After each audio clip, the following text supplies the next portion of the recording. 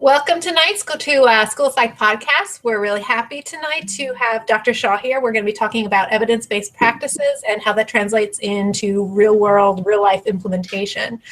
In order to kind of get the discussion rolling a little bit, we asked some of you guys through Facebook a poll, a question that was kind of relevant to our discussion tonight. And the question was, what are the most significant impediments to using research-based practices in school psychology in your setting? Now, the majority of you seem to indicate that the lack of teacher or faculty buy-in is our biggest problem, with 84 votes for that one, followed by a tie between lack of staffing, 43 votes, as well as inadequate resources. Then a couple other impediments to research-based practices would be not enough time, lack of administrative support, and a need for more professional development. So thanks to everybody who participated, and we can kind of think about that a little bit during our discussion tonight. But before we introduce our guests, first off, I wanted to say I'm Rachel. I'm a school psychologist. I'm working in the state of Maryland. I'm going to turn it over to Anna. Hi, I'm Anna. I'm a school psych working in New York State. Rebecca. Hi, I'm Rebecca, and I'm a school psych working in the great state of Connecticut. I want to remind you guys of how to participate tonight. If you're watching out there and you are on social media, on Facebook, comment on the School Psych Your School Psychologist page, the School Psych Podcast page, anywhere on the page or in messages, or on Twitter using the hashtag #PsychedPodcast. And also, if you're watching this video on YouTube Live, you will see a column right next to our video screen where you can feel free to add any thoughts, ideas, questions, or comments. I'll be looking for you guys out there. I want to introduce our great guest. We're so excited to have Dr. Stephen Shaw on the show tonight. We have been big fans for so many reasons. Dr. Shaw is an associate professor in the Department of Educational and Counseling Psychology at McGill University in Montreal. He is the graduate program director of the School Applied Child Psychology program. He earned a PhD in school psychology from the University of Florida in 1991. Before entering academia, he had 17 years of experience as a school psychologist in school, university, hospital, medical school, and independent practice. His clinical and research interests include pediatric school psychology, improving education of children with rare genetic disorders and autism, and development of resilience skills in children at risk for academic failure. He has over 180 scholarly publications and presentations, and he has published 4 books. He is on the editorial board of 7 international scholarly journals, associate editor of the Canadian Journal of School Psychology, and is the editor of School Psychology Forum. For 3 more weeks, that part I didn't know. Dr. Shaw, welcome. How are you? Thank you. What will we do in 3 weeks, first of all? Well, we have a good editor taking over. Okay. Oliver Edwards is going to do a great job. Wonderful. It'll be a lot of fun. Thank you so much for being here. We're very much looking forward to talking about how to make evidence-based practices work in the real world. Can you tell us a little bit about, in my Google research, I discovered an article that you had written a while ago for Communique on this topic. What do you think about evidence-based practices in the real world? Well, I think it's much harder than we think it is. That's my big concern, and that we talk about evidence-based practices as if it were something very easy to do. And the fact is, it's so difficult to do. I don't think we quite have an understanding. And of course, in the US, you have legislation. I like the cattail. You have legislation that requires you to have this, when in fact that's very difficult to do. This comes from medicine, which was 1992 when they first introduced evidence-based practices to medicine. When is even in medicine, they're not so sure what evidence-based practices really means, and they have it much easier to do, because usually they're really simple. A medication or a surgical procedure, where ours, not only do we have to have a practice that works, we actually have to implement it. And my analogy is to like weight loss. We have evidence-based practice. We know what works. an exercise. But knowing what works is barely any part of the battle at all. And all this emphasis on what works is a little bit off. Maybe focus on how to do it. Exercise works, but can we do it? Not most people can't. With evidence-based practice, even though it's very hard to determine whether something works, it's even harder to implement it. So that's where we are now, of the situation where even we have the what works clearinghouse and a lot of what works activities about how to implement it, and that's just as important, if not more important. So it's a struggle, but it's exciting. It's an exciting opportunity. That makes a lot of sense. Were you first thinking about that and noticing that in your time as a student, or in your practice in schools, or at the university level? When do you think that became the most clear for you? I think it's still becoming clear. I don't want to say I have the answers. In fact, I think a lot of this came from just doing research on skills for low-functioning students and for immigrant students, and learning that the big problems were, one, we didn't know, and then we didn't know how to do it. And the problems we were seeing is that we would take research that shows a particular practice is effective, but the research may have been done middle class, high students, $1 million grant with 27 graduate assistants helping, and now we're supposed to expect a single teacher with 30 students and no resources to implement that same program. It's just not possible. There's, as in your poll was mentioning, one of the problems is just total lack of resources. And if you're a teacher, time is your biggest resource. And it's going to take so much time. Oh my goodness. So to do in an awful lot of good stuff that made sense to me. And then we get to practice. We work in a lot of school boards, so that's fun. We're getting reports from the chat box that maybe our audio might be a little bit choppy, so if you guys can keep us up to date. And it seems like it's mostly you, Dr. Shaw, not to put you on the spot there. So we'll try and keep that in mind. And if it gets worse, I don't think it's too terrible. We might ask you to leave the Hangout and then jump back in. I don't know. Okay. Yeah, let me know what you need from me. Yeah, that sounds better, I think. That sounds good right now. Don't move. Stay like that. But I think that's a really good point when you talked about, maybe in the research they're implementing this with all these supports and all these people involved, and then it kind of gets kicked back to the school, and we don't have the resources and the time and the training to be able to do this exactly how it was done maybe in that research setting. So. Right. And so much of the research seems to, be designed for needs to be designed for such specific purposes. And if those purposes don't exactly match your goals in your building or your population, then, how it seems to make sense to me that you wouldn't be able to apply, even if a practice was evidence-based, once you try to apply it in a completely different with a completely different range of situations and a different population, and then all these barriers, the lack of time for faculty training, it just makes sense to me that it's a really uphill battle. So are there evidence-based practices that are sort of more simple? Is there sort of a foundational level of evidence-based practice where we should start? Well, I think, and this is just as I'm really beginning to study this in some real great detail, I don't think it's the practices that are the issue. I think it's the process that we go to implement them that's the issue. And this is where, we've developed a model that is kind of in contrast to the common model that we see now, which is teachers agree to use an intervention, hopefully evidence-based.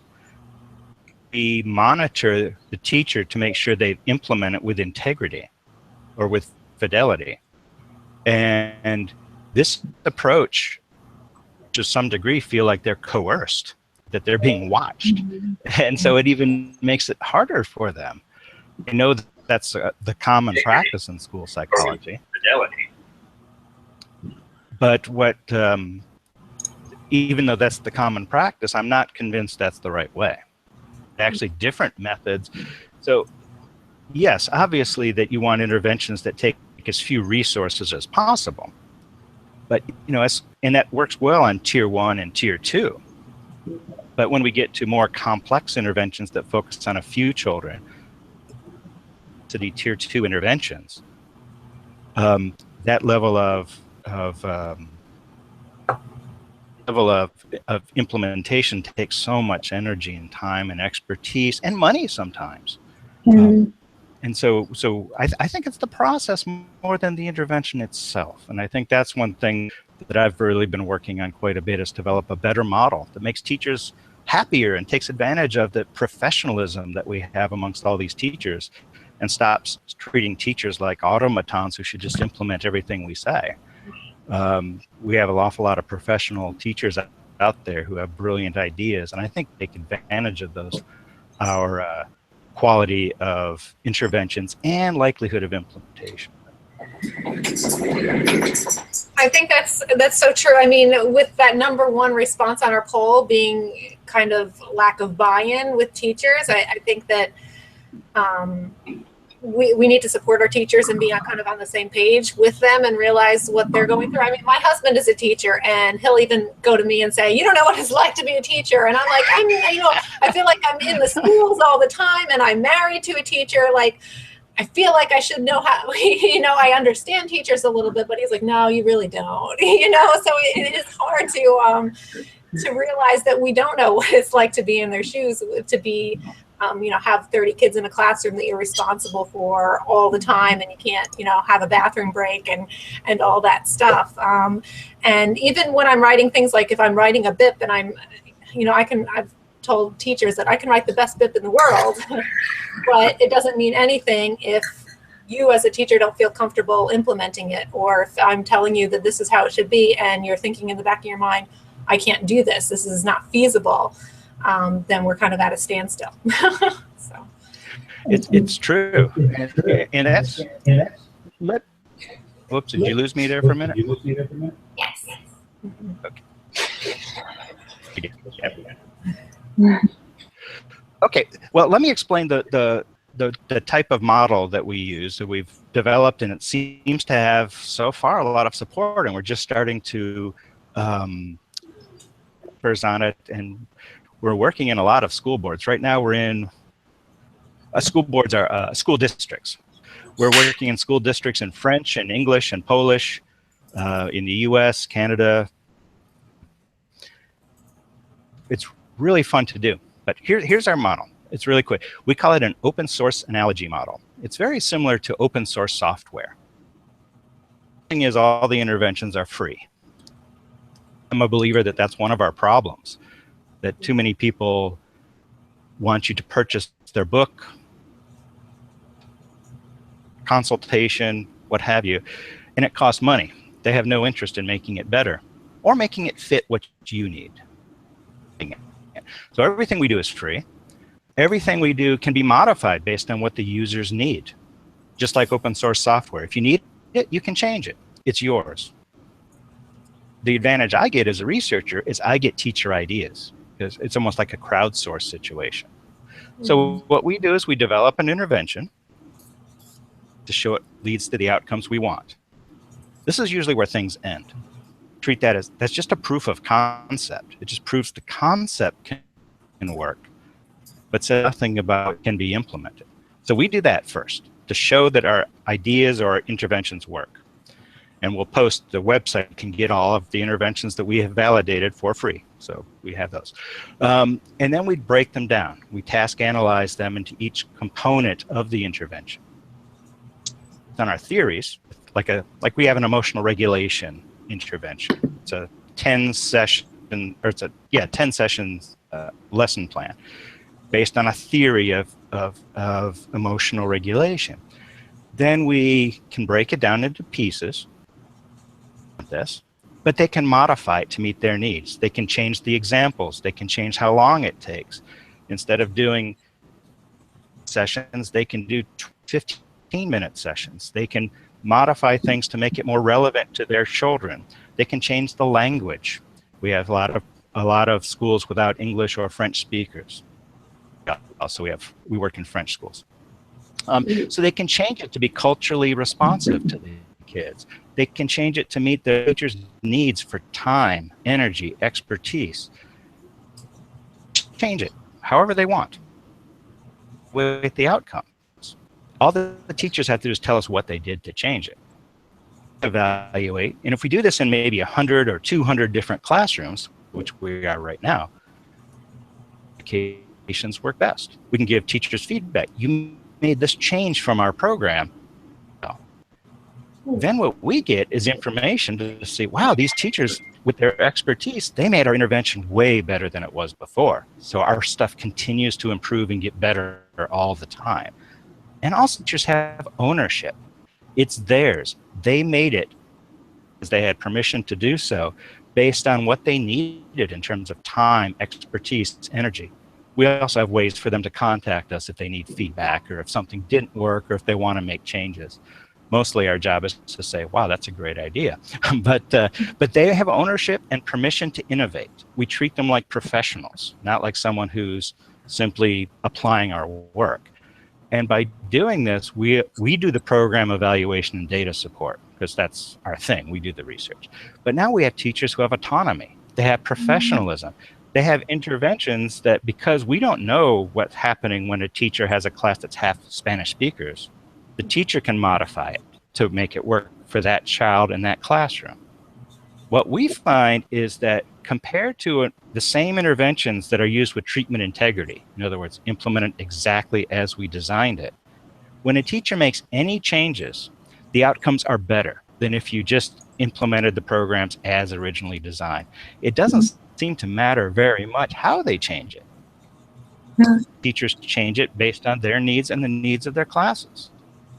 Opportunity, but again, we call it like an open source analogy because like in source software, you can change it, you can move around, you can change things to meet your needs, and all of our interventions are designed that way. If you change like 50% of the program, does that work better than a program that has 30% changed? And so we have those data too. So it's really exciting to allow teachers to make whatever they need to meet their needs. And this way that you get more teacher buy-in this way. They're partners now. And it's fun because we've got about 300 partners because the teachers all over are doing this. And theoretical component really makes for better research. But it's just super exciting to see teachers to kind of mine the expertise of teachers as well as they have ownership. It's their program. They've made it meet what they need. And it's very, very exciting for us to have teachers actually like doing what we do, but they do their own variation of it. And it's truly an exciting approach. So it's a totally different way to look at clinical research, but it considers issues that are problems in psychology, like replication. This program is evidence-based. The chances are really good that's one study that's never been replicated, even been reproduced, meaning in the exact same lab with the exact same procedures. So you have stuff that's not replicated, not reproduced, based on one study, and suddenly we're supposed to call that evidence-based. Our approach, we've done this in 300 or 400 different classrooms.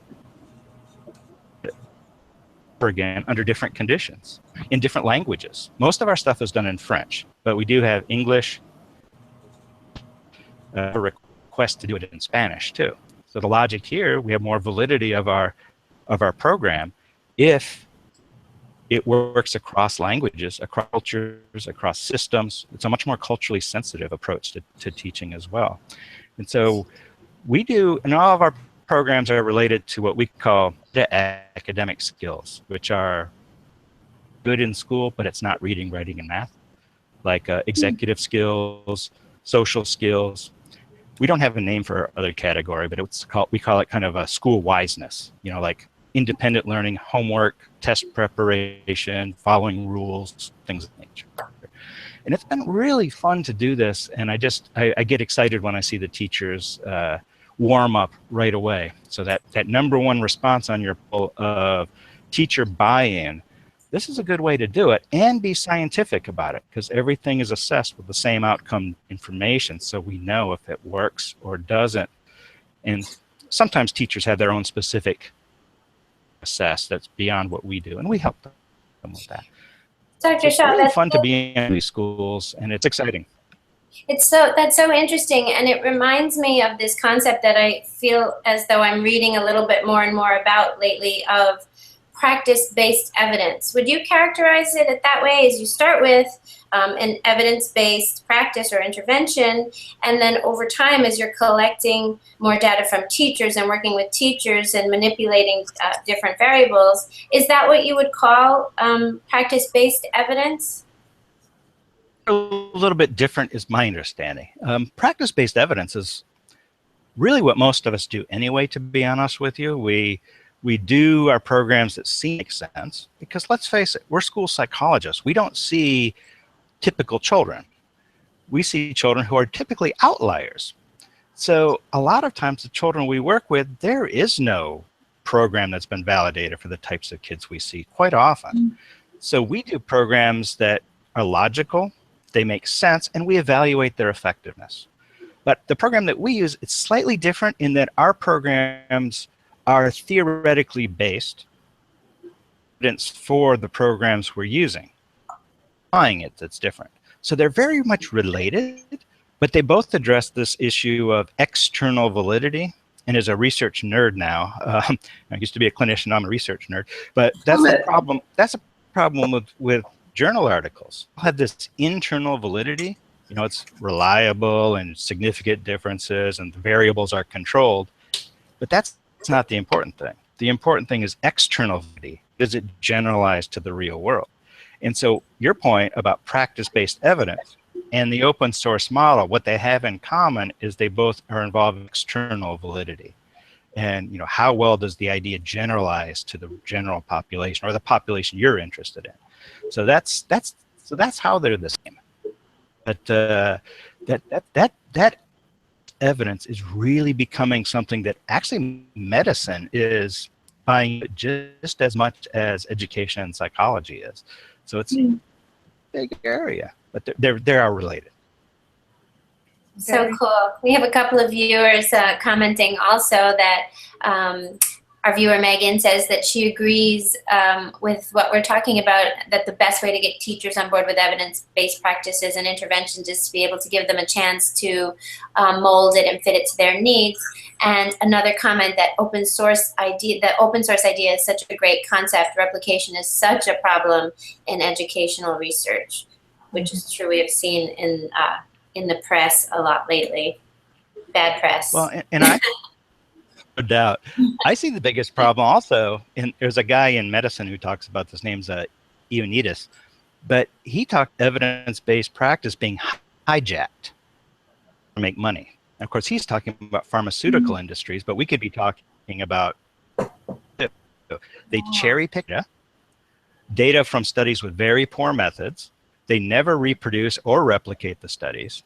There's no independent verification. All the studies are by people with financial interests, motivated, and they use this evidence-based practice to say, oh, we have one study that it's a terrible study, but it shows something positive, and they use that as the seal of approval, like the good housekeeping stamp of approval, when in fact there's no evidence that it works, but they're using it to sell their product. And that's where I worry that people are so frustrated with evidence-based practices because it's so hard to do, and the research isn't helping practitioners, that I'm afraid people will give up and just go to this lowest common denominator where people have hijacked this term. I really worry about that we're now, you know, big giant publishing companies, now there's almost a monopoly. They can just say, oh, it's evidence-based. Well, gosh, that's scary, and it's probably not true, or at least not what I would consider evidence. And so I worry about that, and I just want to give practitioners a concept that they could actually do that takes advantage of the wonderful ideas of evidence-based practice and evidence-based interventions. So let's not give up, and let's not allow people to hijack this term and use it for what it is, which is a wonderful idea that can really help children and families. Mm-hmm. That reminds me a lot of kind of a conversation that we had when we had Dr. Riley Tillman on for the EBI network, and he was talking, we had asked about, you know, these companies that have these boxed interventions kind of, and it's research-based, and these districts are like, oh, well, we have to have this research-based, you know, if it doesn't come from a box, if it isn't sold to us from such and such company, then we can't use it type of thing. And so yeah, what I'd like to ask you, what constitutes evidence-based? If the law requires that we use, you know, an evidence-based intervention, who's defining what that is? How much evidence is enough, and how do we know? Boy, and this is the hard part, just determining what is the evidence-based part of it. People who do this as a career, evaluate research, they can't agree either. So as a practitioner, I'm looking for independent evidence. I'm looking for somebody who evaluated, it's a test, whether it's an intervention of any sort, someone who's does not have a financial interest. They're doing that. Honestly, we need so many things. I don't set the bar particularly high. I mean, just some independent evidence is probably adequate. All you have to have is really, my understanding is just one study. It doesn't matter who did it, even if it's the person who's making the money on it. But my personal interpretation for it, you're in good shape if there's at least some replication from an independent body. I would say that's probably your number one. I'm not asking for a lot. I'll take 2 studies, the original study and somebody who implemented this who's independent. That's good enough for me, because we need all the stuff. Okay, so I'm going to throw a question out there. So you're a school psych, and you're with a certain level of caseload, and you have no funding, and there's teachers that need like behavior support. What would you guide us to be like kind of the first step? Behavior support, classroom management you were talking about, or a specific child? Yeah, specific child. I'll get detailed on you. Well, what you want is the easiest possible way to collect data. And as a school psychologist, I always got the kids who had, let's see, their favorite thing to refer to me was nose picking. But I don't know why. I started taking that personally after a while. But and so there we don't really have to worry about evidence-based practice. We know behavioral principles can apply and are evidence-based. So what you want to do is have the data collection procedures easiest as possible. My favorite way to do everything is to put a Post-it note on the teacher's desk and have every time, if it was a problematic behavior, every time it occurred, just have them put a tick mark. And then at the end of the day or end of the week, if I only went to that school once a week, I pick them up, determine exactly what is the presence of that problem, interview the teacher for discriminatory consequences. And I'm a huge fan of putting data into an Excel file because it's really easy to do. I think I've had about 100 ongoing behavioral cases because people love it when you show them pictures of the data. I say, oh, okay, this intervention is working. Well, in terms of evidence-based practice, if you're using a behavioral model, what you're really trying to do, and I know this is just my experience with a heavy caseload, big assessment load. When you have a heavy assessment load, your primary purpose is to reduce your caseload. And so you're trying to make it so that the way to address problematic behaviors so that this child's not referred for assessment. That sounds terrible, but practice too. Major thing is you want to make it as easy as possible for the teachers. And you always just negotiate, just talk to them what they can't do. and I'll tell you. It's a fairly basic consultation, so I don't feel the need to go into a specific intervention other than functional behavior analysis. That seems to be the major thing is, what can you do to save a teacher time? That's what I say to myself with every intervention. How can I save this teacher time? I want to get beyond that. If it's, I'm sorry. I wonder if some of the more challenging behavioral intervention ideas are the tier one behavioral interventions like PBIS or restorative justice or something like that, where it seems sort of simple at first glance. So sure, we just catch them being good and we reinforce the behaviors we want to see by sort of rewarding or calling out kids for doing the right thing. But they may also then still use punitive practices or things like that. I mean, do you think there's a difference between how tier one behavioral intervention, evidence-based behavioral interventions are received by teachers? I don't know. I would say the tier ones are the hardest ones to implement, actually, because of perceived need. Most teachers don't really view these issues as too problematic for the most part. When you get to more severe behaviors that are often tier 2 or sometimes tier 3, people will look to you because they feel pretty desperate. That sounds bad, but I think that's when they really listen to you. So always want to make sure that it's not just the upfront outlay of your time and expertise and energy, but it's long-term too, because like you say, some of these things sound fantastic, but when you try to implement them, you see the details of it. And you either have to decide if you're going to take on that resource or if the teacher is, and neither one are particularly good options quite often. So you want to keep things as short as possible. Mm-hmm. I like kind of the flexibility that you were talking about before with having teachers modify things. I've seen interventions where, it's a set thing and the student can't advance to the next level, the next reading level, the next set of instructional practices until they pass, a test. And I've had teachers say that, he would be doing so much better on the next lesson and the lesson after that, and he would progress, but this one little thing is tripping him up, so he's not passing this test, so he can't advance, and so he's missing out and he's being left in the dust by the other students. And I want to just be like, just pass him to the next level type of thing, but they want to implement it. It needs to be implemented exactly as written, and I feel like that kind of, can be a barrier. You always have to know what your goals are. And if the goal is for them to pass this one little thing that is hanging up students, then that's certainly problematic. But if the goal is to help progress through the curriculum, they should be able to make changes. It really depends on what the goal is. Ultimately, what I always ask teachers is, what is the goal? What would you like to have accomplished out of this?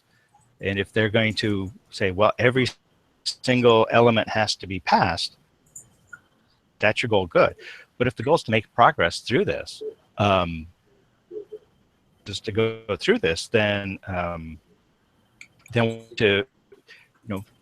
this may not be a productive approach by getting stuck on some. Mm-hmm. Important. I have to ask the teacher, because as a school psychologist, we don't often know. So the teachers know if this is critical, we must do it this way. Okay.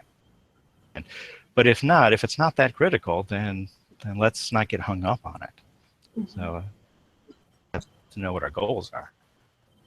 Ultimate part of any type of intervention we do is that there's a differential between how the child's functioning and we want them to function. So it's really tough. Do you know if you're one of many universities using that open source model, and how do you reach out to schools and teachers? Do you do that, or do people come to you that want to get involved? Well, people can to me anytime. I'll tell you, it's not a university-wide. In fact, honestly, I had this idea for about 2 years, but I was positive it was wrong. That's every new idea, the chance about 99% of new ideas are probably wrong.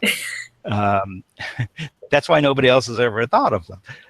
So there are versions of this out there, but I was sure it was wrong. So I was not willing to begin spreading this around until the evidence were showing very clearly that our model led to more positive outcomes for children, especially high-risk children, which is who I tend to work with. A lot of immigrant children, a lot of with borderline, children with other disabilities, high-functioning autism, etc. So we were really working in this area, and the evidence started to flow. I tend to do a lot of workshops, although I haven't done any for maybe a year, a few, and introduce this idea through workshops, and then teachers will come to me, and school boards will come to me as well. And so it's really fun to do this. And then I just put everything that we validated, I just put it on my website so people can use it. And there for people to use the work is you have 4 options. Take all the interventions and use them. You don't have to contact me. That's one option. The second option is use it, but make changes and just tell me what changes you made, which is also great. The third option is I'll help you evaluate them with pre-test, post-test. And then the fourth option is kind of the experimental option, where we have interventions we've developed yet, so that I can't call them evidence-based practice because they're just beginning to be developed. And those people are more like research partners. We work with quite a few people who are willing to implement our experimental procedures, show that it works before we get started. So you can kind of work on those 4 levels. Anyone could take anything we have that's been validated, because we don't post anything without validation. In fact, we have about 4 intervention programs that are not on the website. So as soon as the data come in, and they look pretty good, as soon as the data come in, then if we change it, because then teachers come up with these great ideas and we see, wow, this teacher's developed such a brilliant idea, it's better than anything we thought of. So we redo our base, this brilliant idea that a teacher had, and we keep posting them and updating them. And so, although unfortunately right now the biggest changes we're making are in French. Translate it to English, I'm afraid, because our most updated are French. So what's the best stuff you got that you could tell us about? You know, what are the best interventions? Sure. What would you suggest for us? Well, the one thing that I'm really excited about is because there's a 9-part theory to developing emotional regulation for children. Ooh. Too many. The teacher said it's too much. So what the teachers did is they compressed interventions together. And what we found is they were developing new things. So actually, what we really find is a 7-part approach to teaching the basic emotional regulation skills works better than the 9. So not only did they just reduce the time, but they might have changed their theory.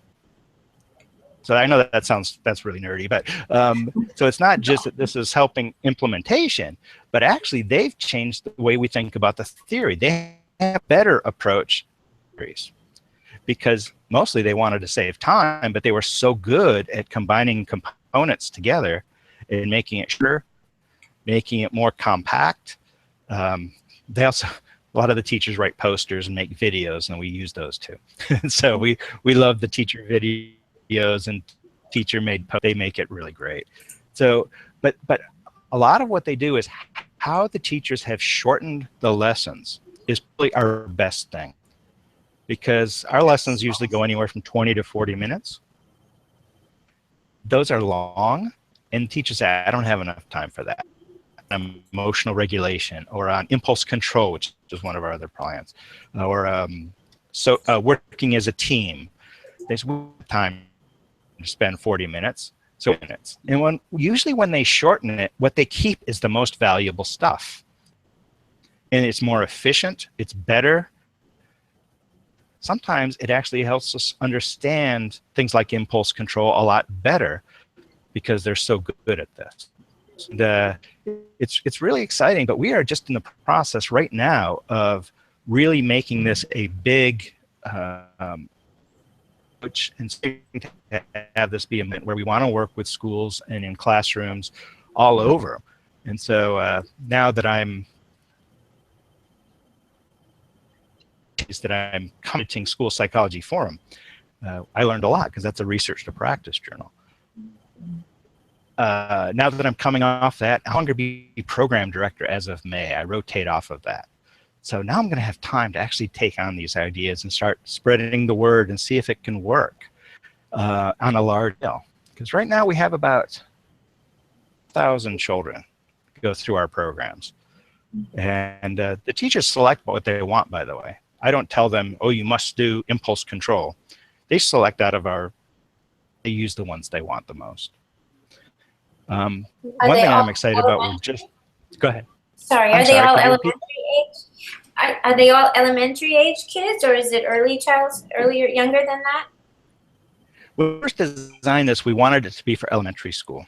However, in Quebec, we have a problem in that it's a very strange problem because we have parallel school boards, a French and English school board. What's odd is the French school boards have a very high dropout rate, more so than the English. So we got a lot of pressure to start implementing our programs for the high schools. So although originally everything was designed, or most things were designed for primary school, to have high school versions that are different, just because they wanted us to use our programs to help reduce this really problematic dropout rate. But no, everything's really designed. Or most things are truly intended for elementary school. That's really cool. I'd love to. Are your lesson plans on open source too, or are you publishing them? That's amazing. Anybody can use them. Wow. They're on your website. I'm sorry, could you repeat that? Yeah, sorry. Are they on your Resilience Lab, Connections Lab website, or your McGill University website? Let me get this for you. I'll just put it on there so you can post it. Awesome. I have a question too as you're getting that. I don't know if you can multitask and get that and absorb my question. But you know, this all sounds amazing, and that, you know, teachers are making these changes and these changes are positive. Is there a fear of changing things and it not working out and then type of thing? Like in education, sometimes we jump on the newest, best, greatest, trendiest thing that let's all teach our kids this way. And then like in 10 years, we realize, oh, whoops, the research came back and that didn't work. Is there a fear of that? It happens all the time. And the fear, the positive part is we have had many classrooms where teachers try modifications. They were way worse than the generic model. They were a disaster. The teacher kind of took it in the wrong direction, or it just didn't hurt to give them that information of, you know, these it didn't work for your class, or the modifications were not effective. Sometimes we can say other teacher have done those modifications, they worked fine, so maybe there's something about the interaction with your class. So we see a lot of cases that don't work, and that's what we want to know. If we can give that feedback to teachers of, oh, this change didn't work, let's try a different change. Now, for the whole program, I'm sure there's going to be ways to make it better. I mean, like I say, I was a little nervous to even start talking about this idea and presenting it to general population because it was wrong. Everybody's doing treatment integrity and doing things exactly as the research talks about. That was the big area of the way to do things. And I thought, well, if you're different, probability is you're incorrect. So I always assume I'm wrong. But I think the process has a high likelihood of being very, very successful. Individual and modifications, sometimes those don't work. And if they don't, we will have the data to catch it. Practice-based evidence, where you try something that may not be evidence-based, but you evaluate it and say, oh, this didn't work. Okay, I'll try something else. So we do want to give that feedback right away so people will know what's going on. We owe them that. That's part of the process. And we tell them that it's okay, but we'll let you know if it doesn't work. We'll let you know if it does work. We will let you know too. That way they have feedback. We also look at all the kids. One of my concerns about evidence-based practices in general, that they tend to be based on group means, like ANOVAs and things like that, where it's like the average scores from pre-test and post-test.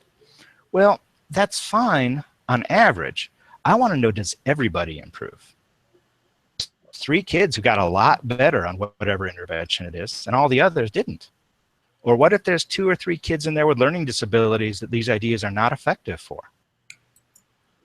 Those are the kids who get referred to us. So we can't assume that just because something's effective for a large group, that it's going to be effective for the kids that we work with learning disabilities or with ADHD or with autism or things of that nature. So we also look at kids improving, or some of the kids being left back even by our intervention. So we're not just looking for group change. We want to see those individual cases too, because we need to know that as school psychologists.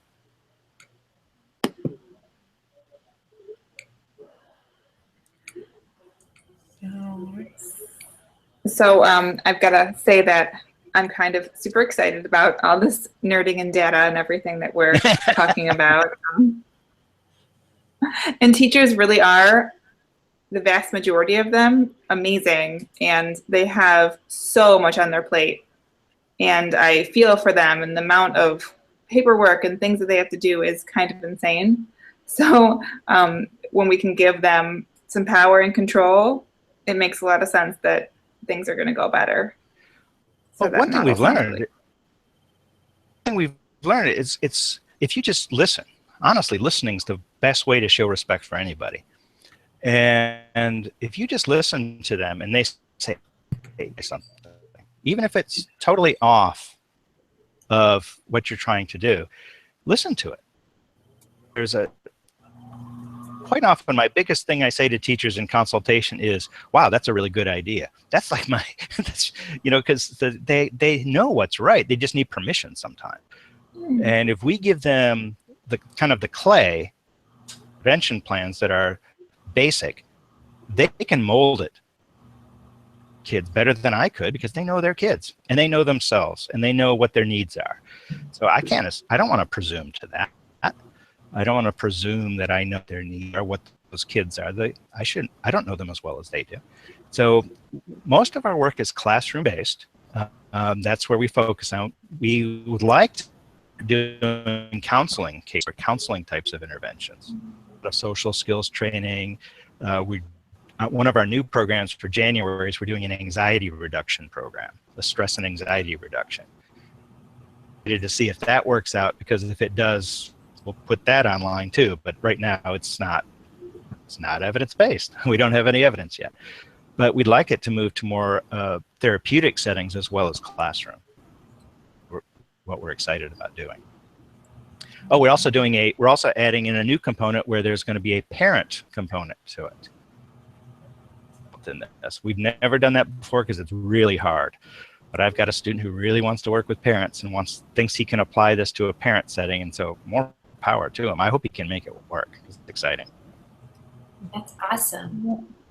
Very cool. So really, really exciting stuff, and it's so nice that it's online and it's accessible and it's free, and that's what we really like here at Psych Podcast.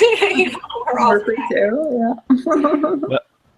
Well, the one thing, that's what my wife said. She says, so you came up with this idea that seems to be different and exciting, and there's absolutely no way you're going to make any money off of it. That's right.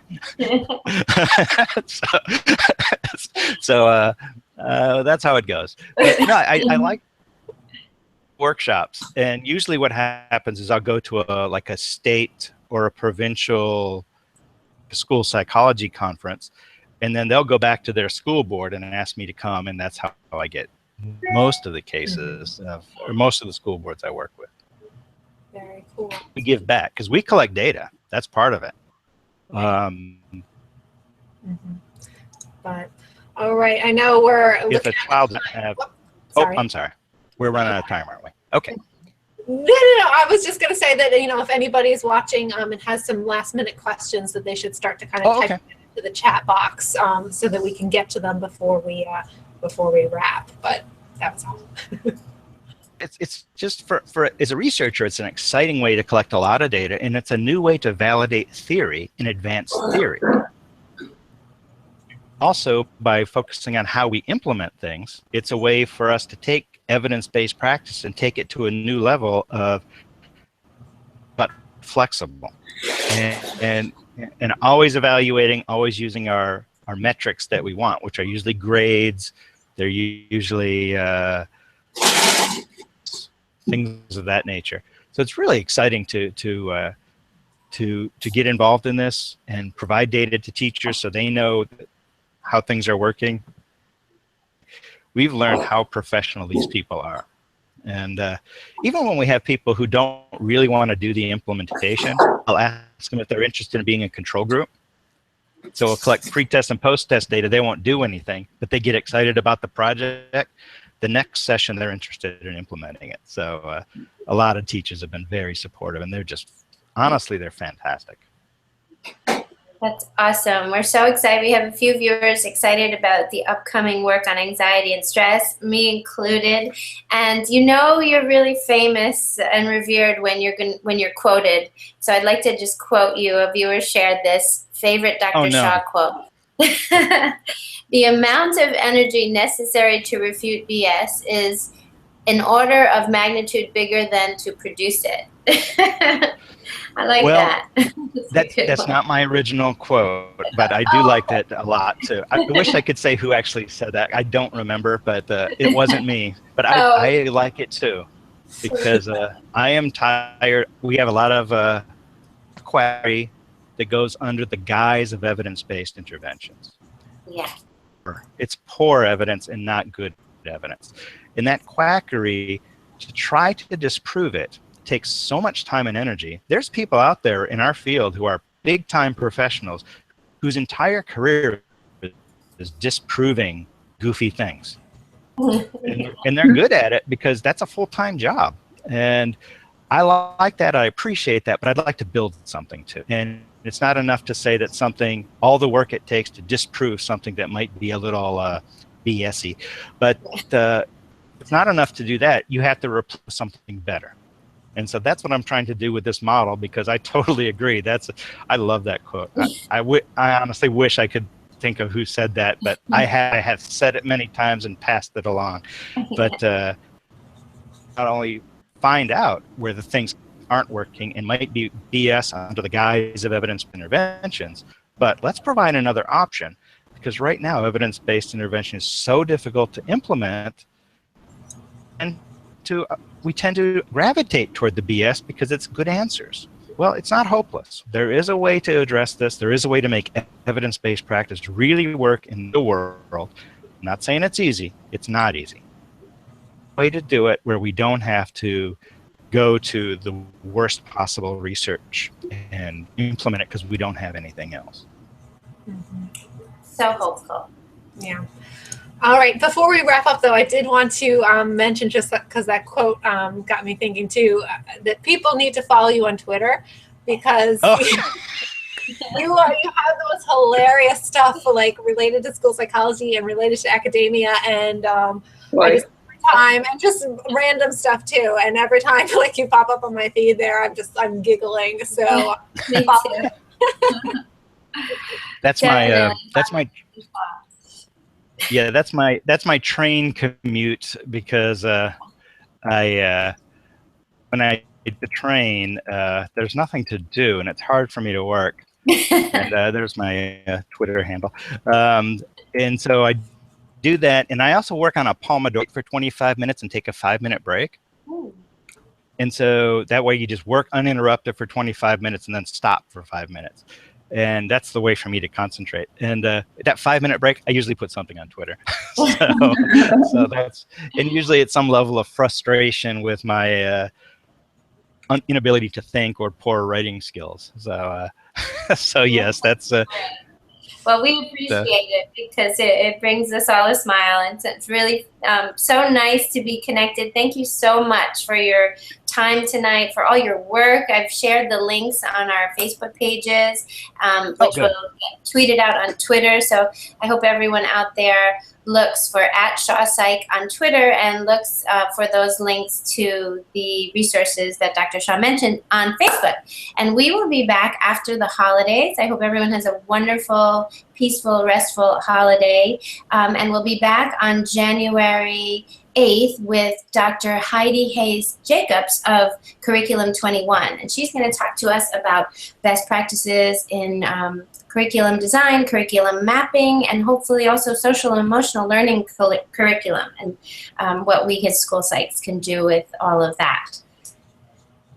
All right. Thanks, everybody. Thanks, everybody. Thank you, Dr. Shaw. Awesome.